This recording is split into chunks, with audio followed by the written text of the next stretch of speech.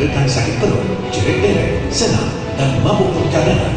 Dengan herba dan angka yang berkualiti tinggi, penyembuhan efektif oleh pil JK Take-On telah mencipta permintaan yang mendadak, menyebabkan kilang perubatan Take-On berpindah ke premis yang lebih besar pada tahun 1965. Sebagai perintis dalam bidang ini, kilang perubatan Take-On sentiasa dihadapan dalam pendidikan saintifik dan inovasi yang berterusan untuk membangunkan perubatan tradisional dengan R&D termoden.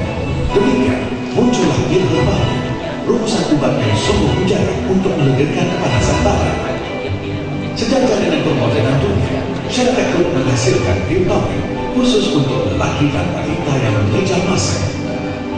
Menjelang milenium yang lalu, syarikat melangkah ke kilang baru dengan pelaburan dalam teknologi terkini bersama aset terpendek, modal insan, dipimpin oleh perusahaan yang kilang perubatan Take-On terus gigit mengejar kecemerlangan dan produk kebaikan yang berkualiti melalui kajian dan pendidikan. Matlamat utama syarikat adalah untuk mengeluarkan produk berkualiti yang selamat dan berkesan.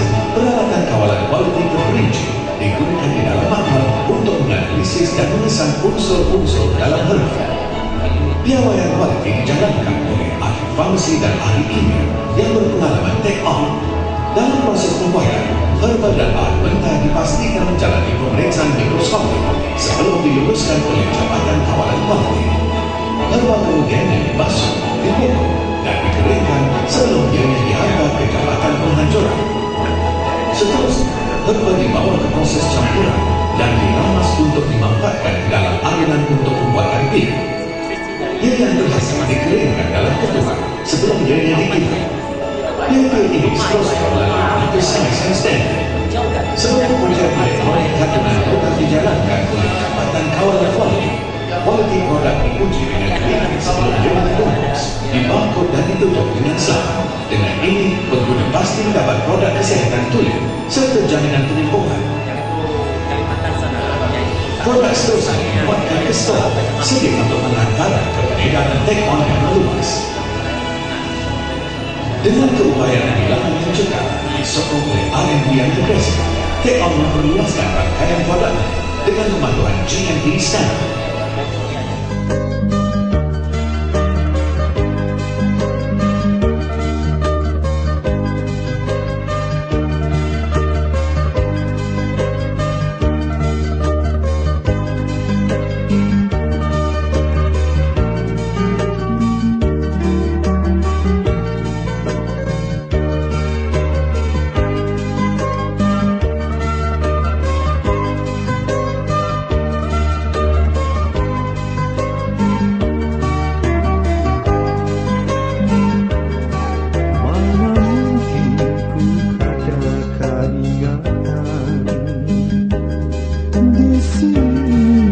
Kota Bukit Indah, kota dijagarkan jadi kota beriman yang bersih, indah, aman, nyaman. Mangganya. Aku dah balik. Mari, tolong saya bawa sampai ni. Aduh, abang terlalu lemah lah. Cepat makanlah pil tonik lelaki Take-On. Ia boleh menguatkan badan dan memulihkan tenaga anda. Pil tonik lelaki Take-On? Boleh.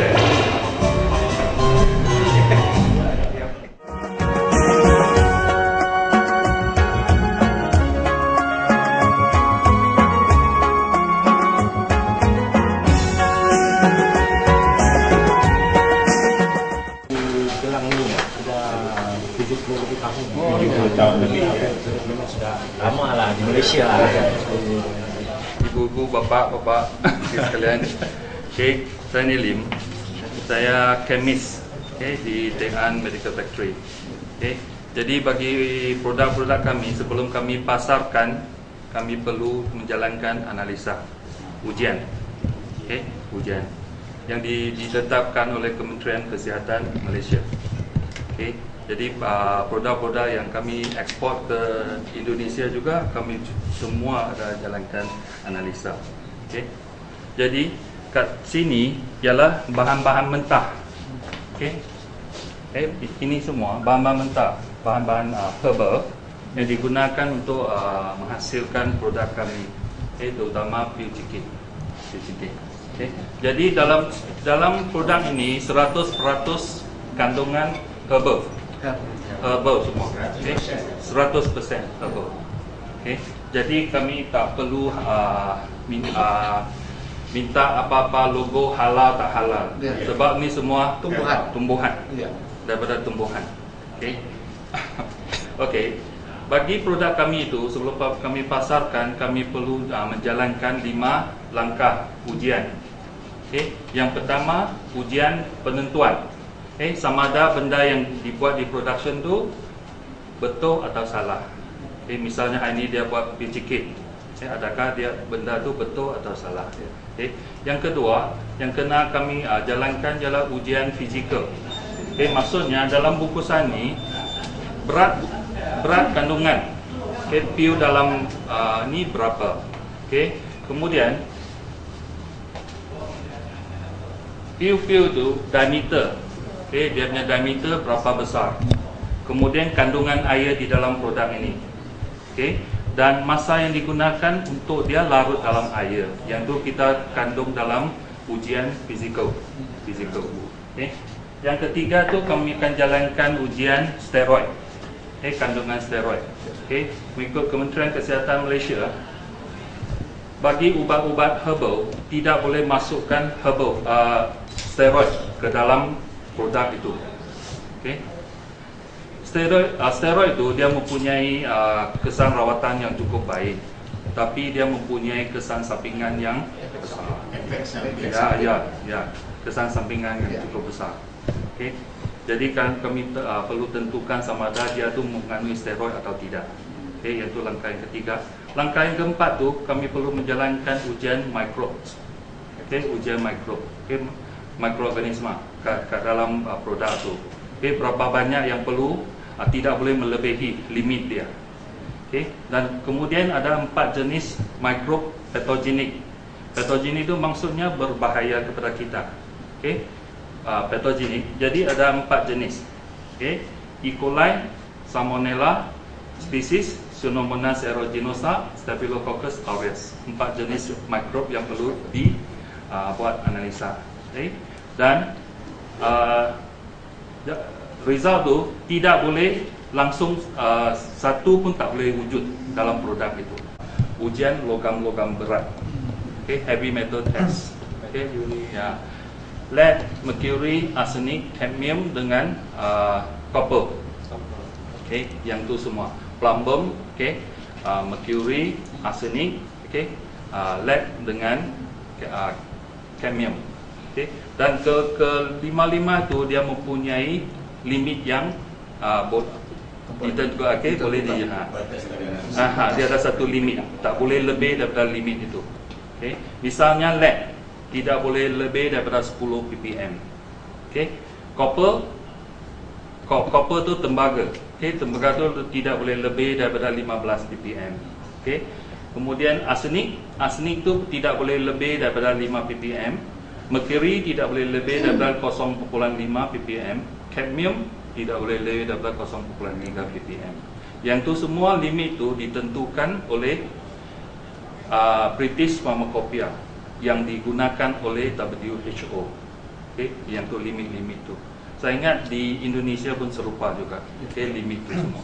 Okay, standardnya. Okay, worldwide semua guna standard tu. Okay. Jadi kalau selepas 5 langkah ujian tu semua sudah siap dan lulus, jadi benda tu baru boleh dibungkuskan, kemudian baru boleh dipasarkan.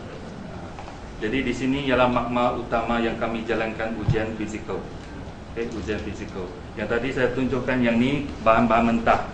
Dan kebanyakan bahan mentah ni diimport daripada negeri China. Sebab tumbuh-tumbuhan ni dia wujud di negara-negara temperate. Okay, yang negara-negara yang mempunyai 4 musim. Ada di Malaysia, di Indonesia tak ada.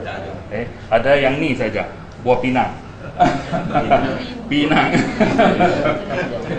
Buah pinang ya di sini. Malaysia ada, Indonesia Singapura ada. Buah pinang. Buah pinang itu bahan untuk apa itu? Untuk hilangkan angin. kesan tu. Kalau untuk lelaki, ada juga ya. ada tu piu tonik lelaki. Nah, piu tonik lelaki untuk menguatkan badan. stamina ya. Jadi bahan-bahan mentah ni selepas kami berikan import daripada negeri China tu, kami akan jalankan analisa. Selepas tu kami akan gunakan bahan mentah ni untuk dicampur aduk menjadi produk-produk yang kami hasilkan. Dari Kalimantan kan ada pasak bumi, Tongkat ali.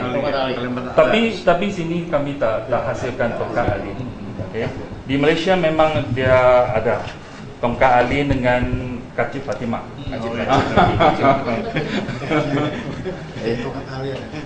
Tongkat ali. Tapi selepas kami jalankan analisa di produk-produk di pasaran, kami dapati kebanyakan produk-produk yang dikatakan mempunyai tongkat ali, kat dalam tu tak ada tongkat ali. Kebanyakan nama saja dia tulis tongkat ali, dalam langsung tak ada. E.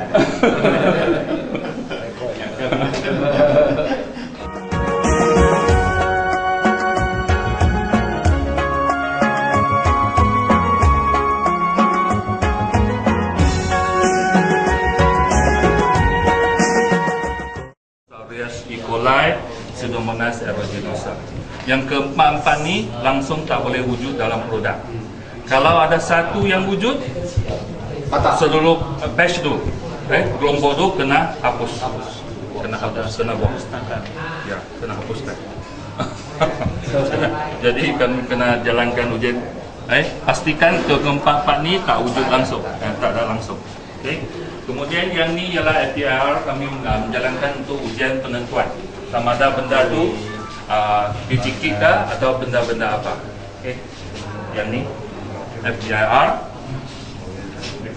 Kemudian alat ini ialah Atomic Adsorption Spectrophotometer. Kami gunakan instrumen ini untuk menjalankan ujian-ujian logam berat, heavy metal test.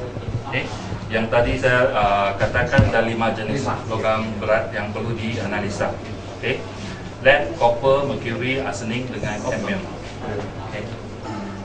Dan selepas benda-benda ni semua, analisa ni siap dilakukan dan semuanya kalau lulus,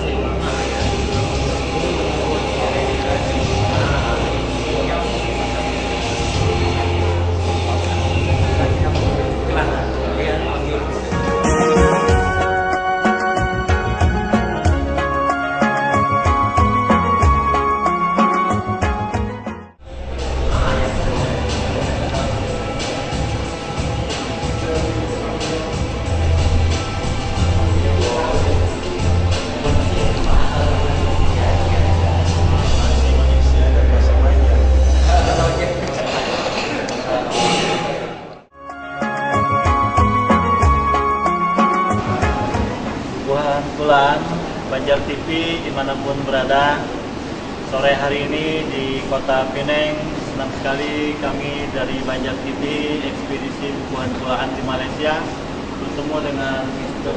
Umrah. Ini pemilik pabrik obat Pagoda Eagle and Pagoda. Kami melihat sejarah dari pabrik ini. Dulu pabrik ini sederhana sekali, tapi sekarang sudah menjadi satu pabrik yang sangat modern, dan ini menunjukkan bahwa pabrik ini sudah berproduksi dan diterima oleh masyarakat di Malaysia dengan baik sekali. Marketingnya juga sudah bagus, dan ini menunjukkan bahwa juga punya potensi yang baik untuk